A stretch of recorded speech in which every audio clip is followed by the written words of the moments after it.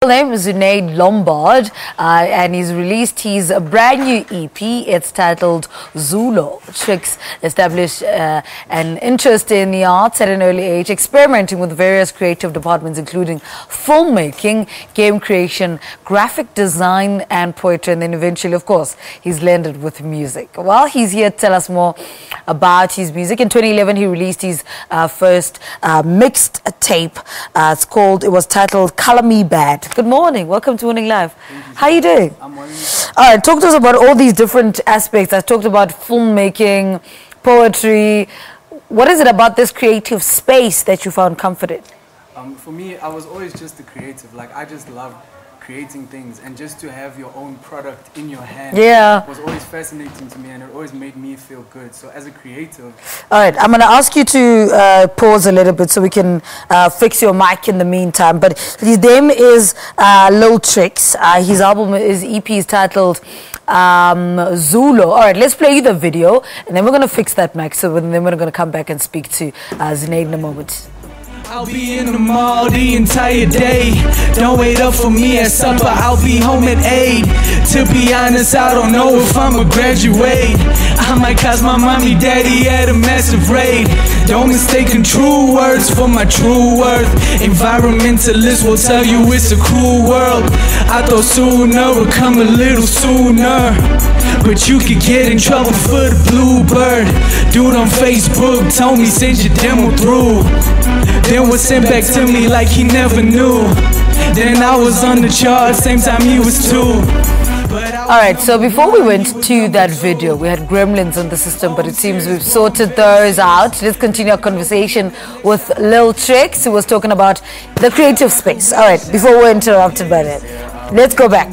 Creative spaces. Just having my own product in my hand was always just fascinating to me. So I always used to just do weird things. Like, I'd always just make little movies or make little games. And I wasn't fantastic at it, but I always just did it because I just loved doing it. So actually, my cousin came to me one day at my grandmother's house in Aldo's, and he was wearing baggy jeans and baggy t-shirts, sweatbands, and he was just all hip-hop. And he was like, oh, listen, yeah, I rap.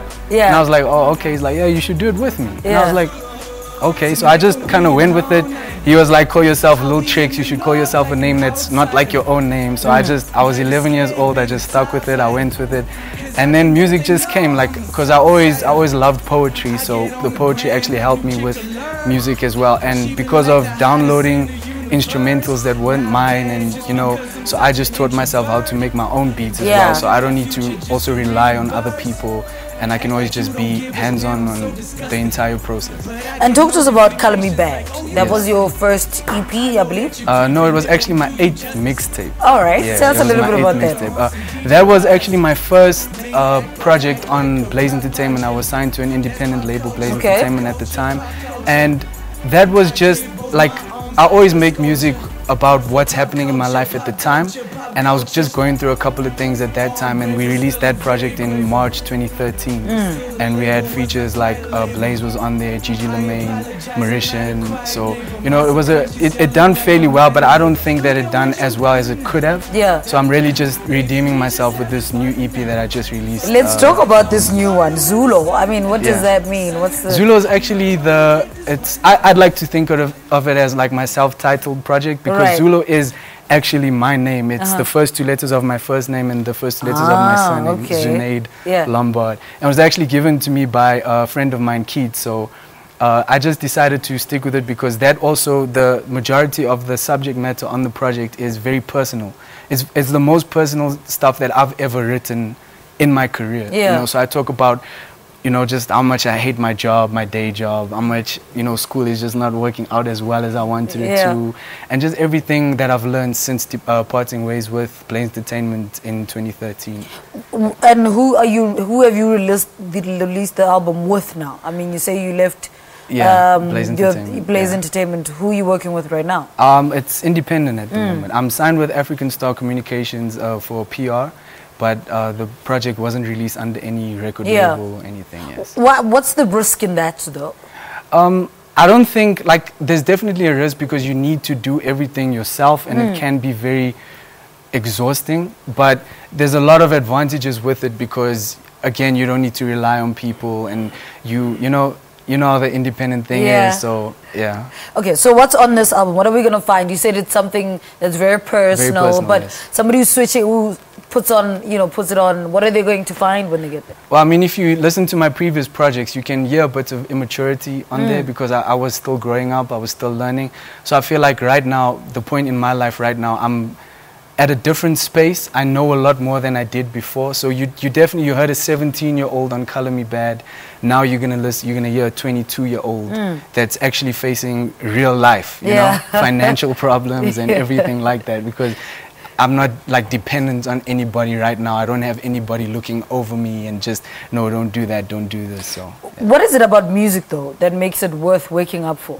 for me, I just like to think like, if how does Peter Parker feel when he wakes up, because he's Spider-Man and he just walks in the crowd and he knows that he's Spider-Man, but everybody doesn't know, you know, like just that feeling. So I just look at music as like a superpower.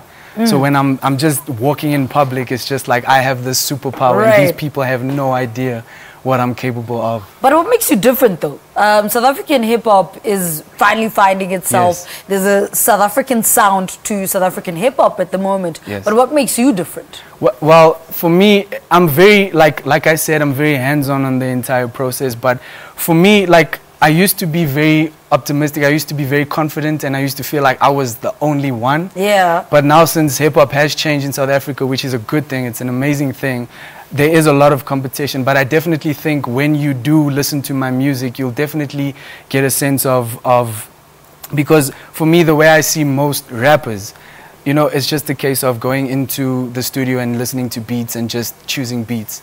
For me, because I do my own production as well. So for me, it's always like, why am I doing this? Why am I putting this kick? Why am I putting this snare? There always needs to be a reason as to why I'm doing every little detail, because I'm a Virgo, so I look deep into every detail.